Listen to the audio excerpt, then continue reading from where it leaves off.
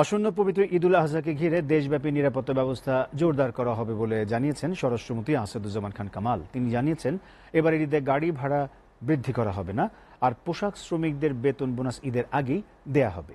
সচিবালয়ে ঈদুল আজহার প্রস্তুতি সভা শেষে এসব কথা জানান স্বরাষ্ট্রমন্ত্রী।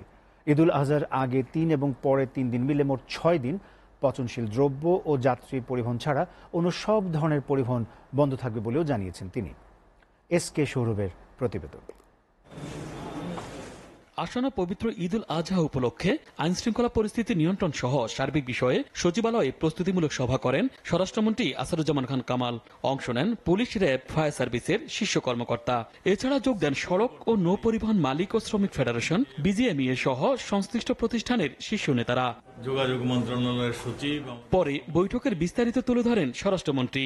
জানান, ঈদুল আজহা উপলক্ষে নগর, মহানগর, জেলা সদর, উপজেলা শহর সহ সারা দেশে যে কোনো অপরাধ রোধে গোয়েন্দা নজরদারি, পুলিশ ও র্যাবের টহল বাড়ানো হবে।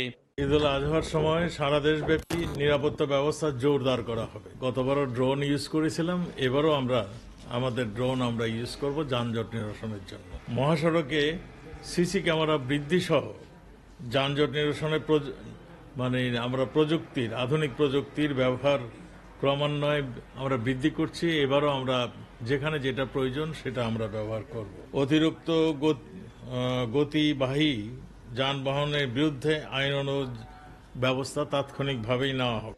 ঈদযাত্রা সড়ক, মহাসড়কে এবং শহর এলাকায় যানজট নিরসনে হাইওয়ে পুলিশ, জেলা পুলিশের সমন্বয়ে কাজ করবে বলেও জানান তিনি।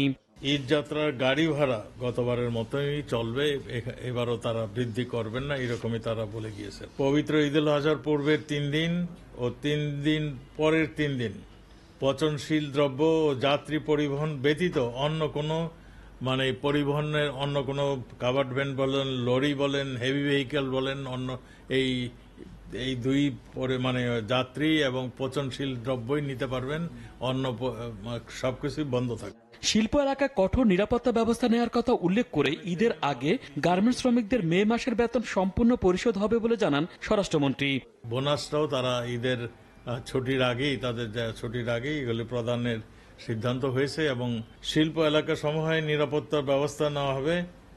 অযথা গুজব ও উস্কানি দিয়ে যারা অসন্তোষ সৃষ্টি করেন কিংবা করার প্রচেষ্টা নেবেন কিংবা প্রয়াস নেবেন, তাদের বিরুদ্ধে ব্যবস্থা গ্রহণ। সিটি কর্পোরেশন ও মহানগর জেলা সহ সারা দেশে মোট ৪,৪৬০টি পশুর হাট বসানো হবে বলে জানান আসাদুজ্জামান খান কামাল। পশুর হাটে পুলিশ, আনসার ও র্যাবের পাশাপাশি সাদা পোশাকে গোয়েন্দা বাহিনীর সদস্যরা থাকবেন। SK Sourav, SATV, Dhaka.